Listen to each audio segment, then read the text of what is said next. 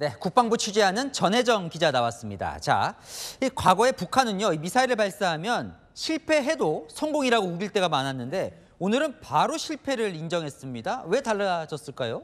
통상적인 인공위성 개발이라는 점을 강조하려는 의도라는 해석이 있습니다. 일본과 국제해사기구 IMO에 미리 통보한 것도 이 때문인데요. 궁극적으로 정상국가로 인정받으려는 게 김정은 국무위원장의 목표라고 볼 수 있죠.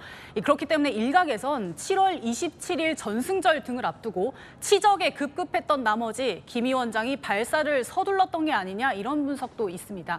오늘 국회 정보위에서는 북한이 우리 누리호 발사 성공을 의식했다는 분석도 나왔습니다. 누리호 발사 성공의 자극을 받아서 통상 20일 소요되는 준비 과정을 수일로 단축하면서 조급하게 감행한 것도 그 한 원인이 됐다. 국정원은 저렇게 보고 있는 거군요. 그런데 오늘 아침에 저희가 더 놀란 게 보통은 미사일 쏘면 이 동쪽, 그러니까 태평양 일본 쪽으로 쏘는데 오늘은 남쪽 서해로 쐈어요. 그래서 더 놀랐습니다. 이 미사일과 위성 발사가 다르기 때문입니다. 이 위성은 궤도 진입이 목표인데요. 이 북한이 이번에 쏜 만리경 1호는 1m 정도 길이에 약 300kg 무게를 가진 작은 위성입니다. 보통 이런 위성은 지구의 저궤도에 올리는데요. 이 북쪽에서 남쪽으로 쏘는 게 궤도에 진입하기가 가장 수월하다고 합니다. 그럼 위성 때문이라면 얼마 전 위성을 쏘아 올린 누리호는 오후 6시에 쐈잖아요. 근데 또 오늘 북한은 같은 위성이라는데 새벽 6시에 쐈어요. 네. 발사 시간에 대해서는 어떤 의도가 있는지 제가 취재해봤지만 전문가들 의견도 분분했습니다. 이 북한이 보유한 태양전지나 배터리 기술이 한계가 있어서 최대한 태양열 노출이 많도록 오전 일찍 발사했다는 의견도 있었고요. 이 발사체에 액체 연료를 주입하면 오래 보관하기 어렵기 때문에 주입 즉시 쐈다는 분석도 있습니다. 다만 우리나라의 경우를 보면요. 위성 발사 시간이 오후인 건 기술자들의 준비 시간을 고려했기 때문입니다. 반면 북한은 김 위원장이 오히려 기술자들을 재촉해서 새벽 내내 준비하도록 했을 가능성도 배제할 수 없습니다. 오늘 국회 정보위도 김 위원장이 직접 발사를 참관한 정황이 있었다고 전했는데요.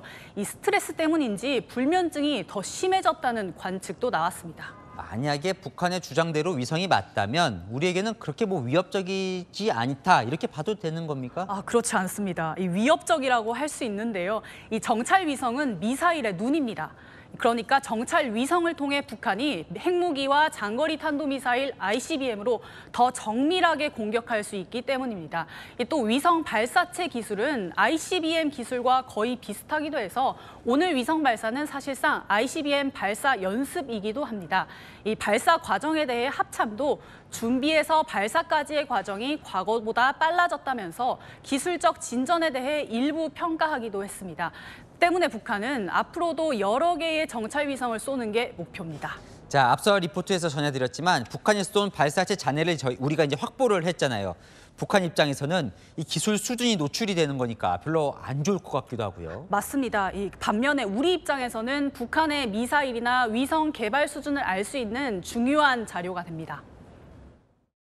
군사정찰 위성도 보면은 페어링이 분리되지 않는 상태로 추락을 했기 때문에 위성 잔해까지도 수거가 가능할 걸로 예상이 됩니다.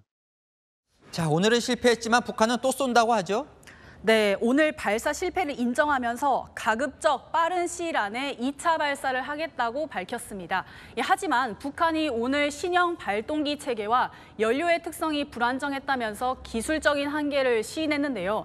합참은 기술적인 보완이 필요할 것이라면서 당장 2차 발사에 착수할 가능성은 높지 않다 이렇게 봤습니다. 네, 잘 들었습니다. 아는 기자 전혜정 기자였습니다.